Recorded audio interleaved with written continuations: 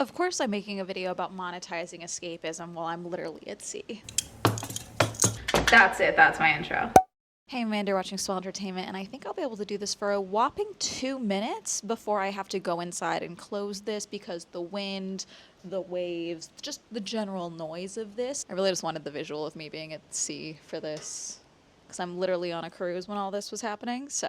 But yes, hi, I am on a boat, and today we are talking about a handful of things that have been happening and have been announced recently. The video is very disjointed, and this thesis is also disjointed, but basically the whole premise of this is that a bunch of things had been announced, and I wanted to talk about them in relation to the 9-month world cruise and cruising as a whole, and essentially trying to put a bow and monetize both escapism, but also putting a bow and monetizing just a package that like just makes you a world traveler, essentially, because escapism has something that is always used to sell travel. That's not new. For those who can't tell by the hammock, this is a Virgin Voyages cruise known for the hammock and as well as their adults only cruises. Before anyone gets excited, I would say the average age here is about 10 to 15 years older than me. The second cruise I've done with them this year, I did one in February here with my dad, and now I'm here with my dad and his girlfriend. They have their own cabin, obviously. I actually really enjoyed my first cruise with Virgin Voyages. Not that I'm not enjoying this one, I'm just at a different state of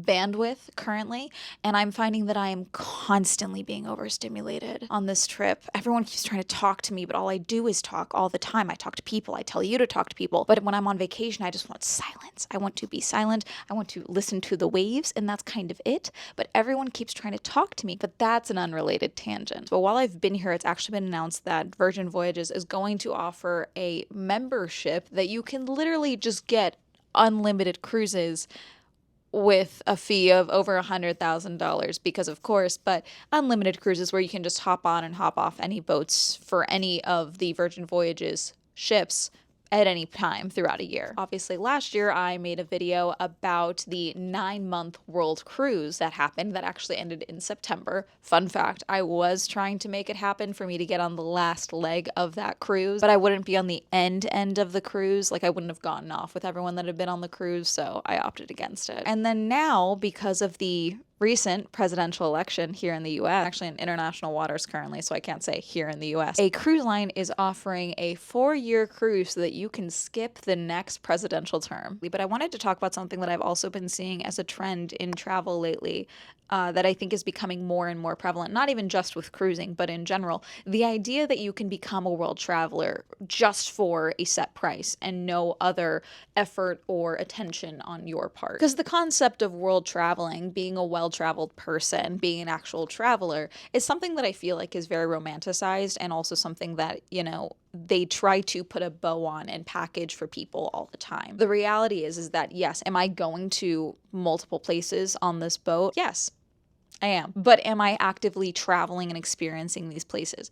Not particularly. In particular, because I'm currently doing Swellmas as I'm recording this, I decided not to do any excursions with this cruise because of the extra cost, but also because I didn't want to risk not having service or not being able to get back and make videos go live or work on videos. I am doing a work vacation where I am working while also traveling. So have I been exploring when I go to different ports? Yes, staying near like the tourist hubs and all of that, which also is not helping my overstimulation, to be frank with you, because everyone just keeps trying to get me to get things and they keep talking to me and they're very nice. They're doing their jobs. I'm just a mess. But am I experiencing these cultures in that same regard? Not really, not how I would prefer when I'm traveling. However, would me doing excursions and experiencing more things and going and doing again, set tourist things, would that have me be experiencing these locations more? The debate is kind of up for that because I'm assuming that locals for this place would say no. Same goes with, you know, the Bahamas. When I was the Bahamas just swimming with sharks and swimming through a shipwreck? No.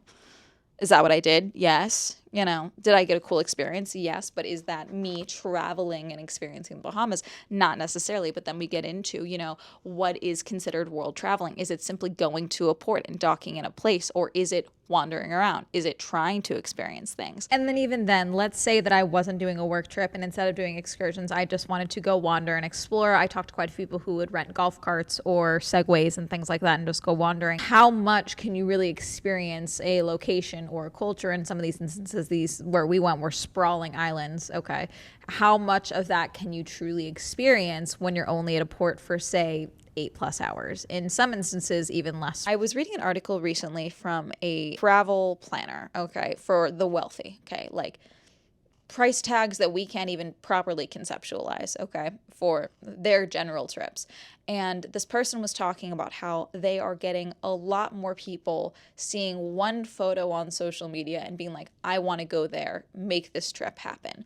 Or the opposite, where they want to go where they believe the next great thing is going to be. They want to be there first. And the article was just talking about how they were not really necessarily looking to get the best experience possible. They were looking to get the best experience first, or the best experience before other people they knew getting that experience. You know what I'm saying? Now, again, that's the highest price point possible for the most part. But then you also have things like the World Cruise where it's like, I want to be the one on the World Cruise. And I feel like there was quite a few people that did the World Cruise, the 9-month World Cruise, that were like, I want to be the 9-month World Cruise. I want to make this a big deal. I'm going to continue to be a content creator and do all this content while I'm on the 9-month World Cruise. In those instances with the 9-month World Cruise, where the cost was, what was it?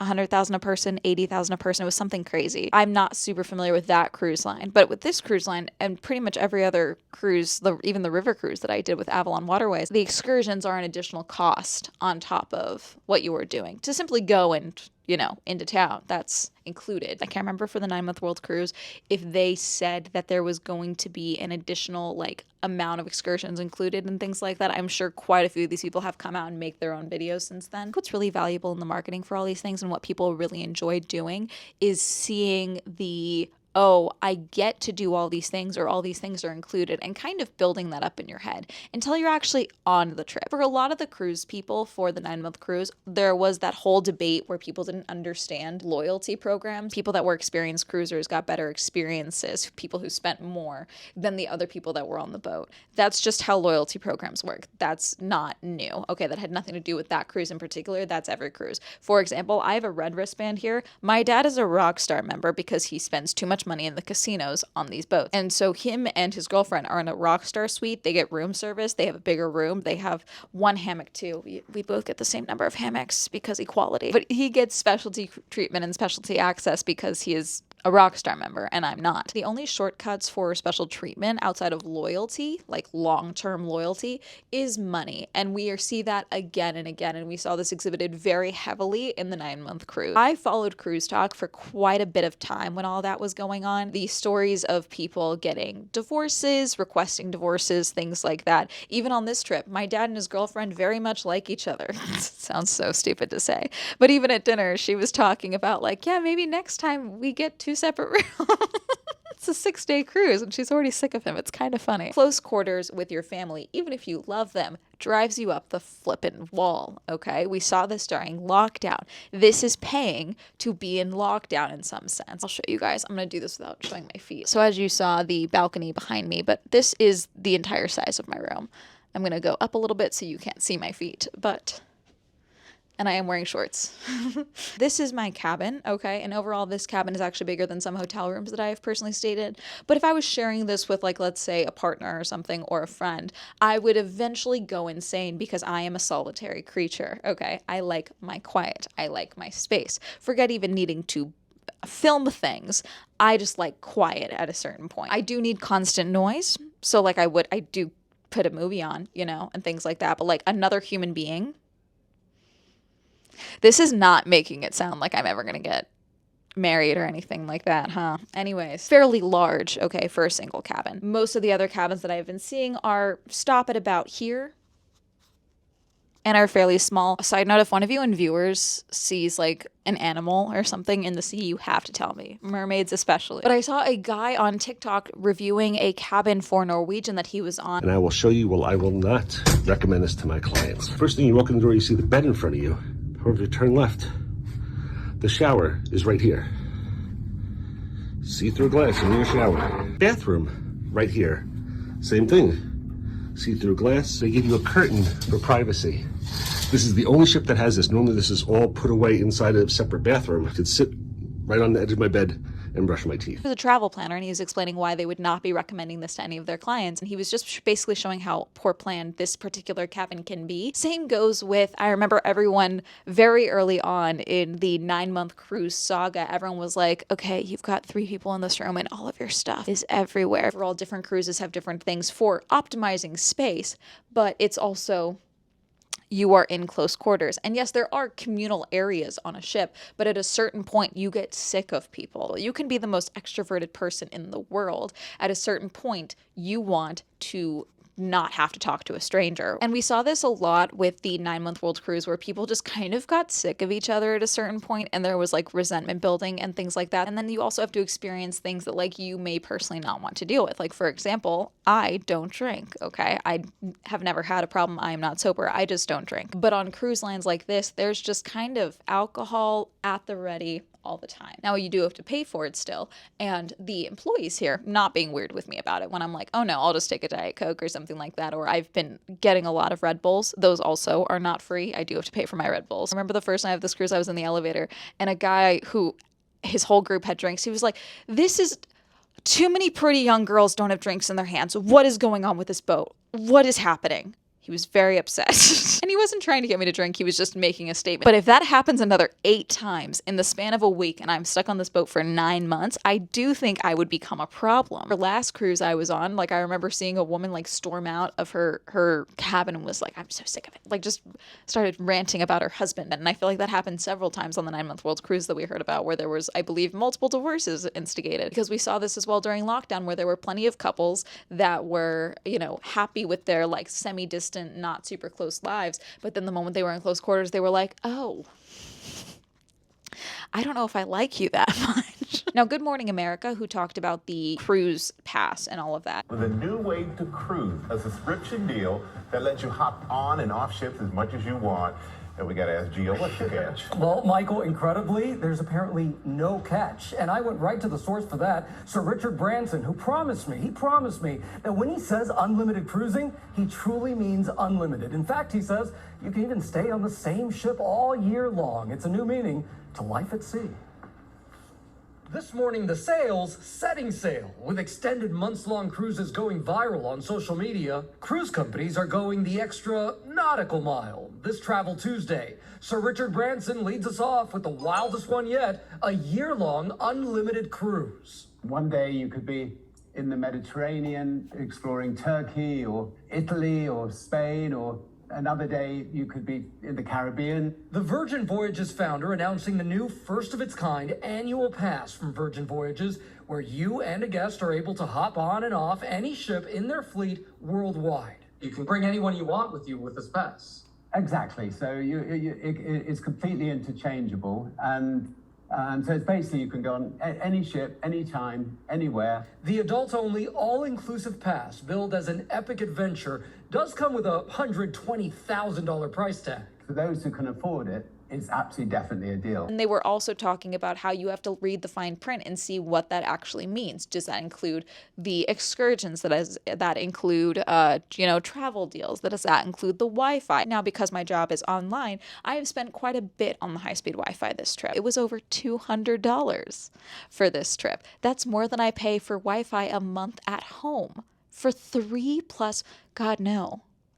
I think that's 4 months worth of Wi-Fi for me. At home, I have Starry Wi-Fi, not sponsored, all right? Actually, very solid Wi-Fi connection, frankly, that I'm spending for 6 days at sea, okay? Just so that I can go and edit and film on the water. In that instance, they didn't talk anything about the election or anything like that, not with the 4-year cruise, which we'll talk more about in a second. Ease of travel, as well as trying to ease of, experiencing things. I've also made it abundantly clear that if you just want to stay on the boat the entire time, sure, for $100,000+ a year, you totally can do that. You can just live on the boat full time. And we talked about this in the 9-month cruise video as well, where there are people that are retired and are elderly that do decide to just live on cruises because that's their retirement plan. It is probably one of the best options for a retirement plan when we really do think about it. To consider where a lot of cruise lines, for these long-term cruise lines, do not allow pets of any kind. I remember someone asked me about the 9-month cruise when it was first happening. They were like, we were really hoping you were going to go the whole 9 months. And I was like, though, yes, I can work from anywhere in the world. That is the best part about being self-employed.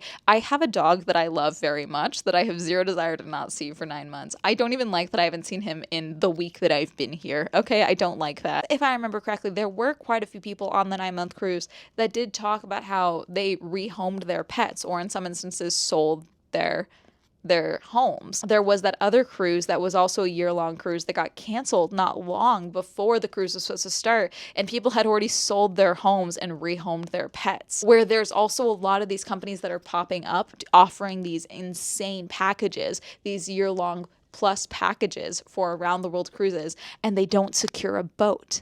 They don't say, it's like selling tickets to an event before you have a venue. It's just stupid. They know people will pay for it because people want escapism. They will pay any amount to escape from their regular lives and monotony. Back on the topic of the 4-year cruise, this cruise company invites passengers to skip forward 4 years on World Voyage. This is from Nathan Diller. This was published on November 11th. Residential cruise operator Villa V Residences Tour La Vie program allows travelers to join a trip around the world for between 1 and 4 years. The company's Villa V Odyssey ship aims to circumnavigate the globe every 3.5 years with stops in more than 400 destinations. The Tour La Vie offering was conceived prior to the election. The company did not mention the election or former President Donald Trump's victory over Vice President Kamala Harris in the release, but the segments include 1-year escape from reality, 2-year midterm selection, 3-year everywhere but home, 4-year skip forward. The program currently starts at less than $40,000 each year based on a 4-year commitment, according to Villa V's website. The ship began its first 3.5-year cruise last month following numerous delays.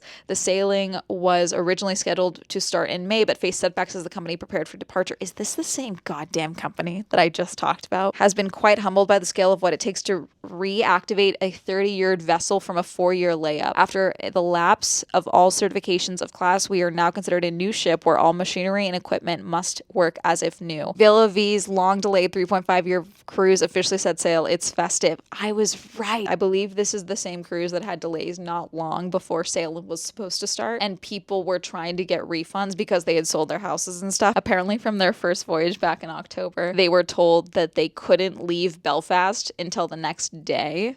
When they boarded on a Monday, they couldn't leave till Tuesday because of remaining paperwork. Yeah, see, I don't know if I would trust you with a 4-year cruise. I don't think I would trust you with a 2-month cruise, at this rate. When it comes to, staying on a cruise ship like this, even though I am personally getting overstimulated, coming back to my cabin is very nice, and this is not much different than me living in my studio apartment that I used to live in. The difference is my dog is not here, okay? And I don't have the ability to go for a walk when I want to get out. I have to go for a walk on the top deck, which sure, I will get some fresh air, but there's also probably going to be 80 other people doing it right now. There was also this whole debate when I was in school about who was the first youngest woman to travel to every country in the world and things like that. I'll have to pull that up because I remember when that was going on. I believe the woman who was trying to claim it for herself was literally counting where she would just show up and be there for 10 minutes and then leave as her traveling to every country in the world. The actual traveling part. She did. She went there. But did she travel? Was she a traveler? Depends your view of traveling. Depends your view of exploring. I'm trying to think of how to word this. Because I think at the end of the day, you can spend as much money as you want. At the end of the day, you have to go and experience things in order to truly become, well-traveled and a world traveler. Do I think you need to go and stay in a hostel to go and experience that? No. Do I think that you need to go and take the train, the backpack, or the bus, or the car, or the plane versus a boat or anything like that?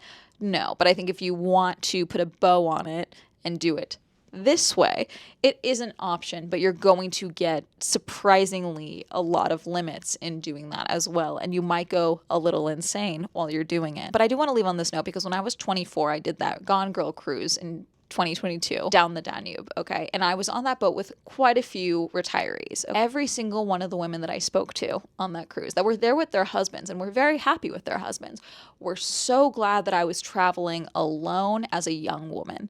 They were like, I wish I would have done that before I got married. I love my husband, but I really wish I would have traveled alone more. I love everything that we've experienced now, but when you're retired, you start realizing, oh, I only have a few more years of cobblestone streets left in me and things like that. And so I kind of just want to leave you with that about you can wait to save money to spend it on the most lavish experience you possibly can have.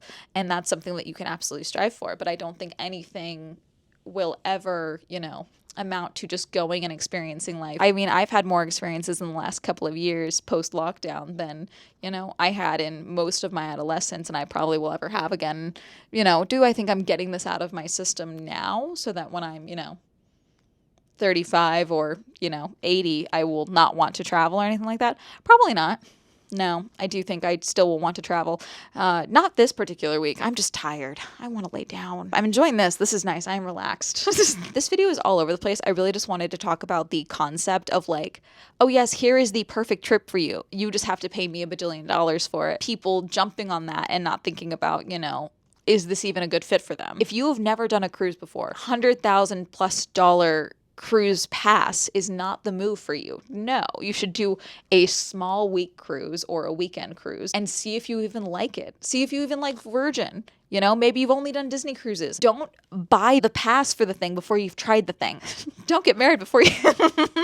Anyways, that's going to be it. Have you ever done a cruise? Have you ever been following the 9-month world cruise? Are you going to be following this next 3-year cruise, 1-year cruise, whatever it is? Would you do a 4-year cruise to opt out of a presidency? Let me know. Comment down below. A reminder, I stream on Twitch. Reminder that Swell Entertainment is now available on Spotify. Reminder, use code SWELL for 10% off on Gamersub. Shout out to all my channel members. If you'd also like to join channel memberships, you can go ahead and click the link down below. And that's going to be Have a day. Goodbye.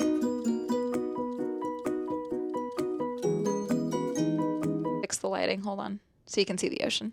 It's just nice. It's just pretty.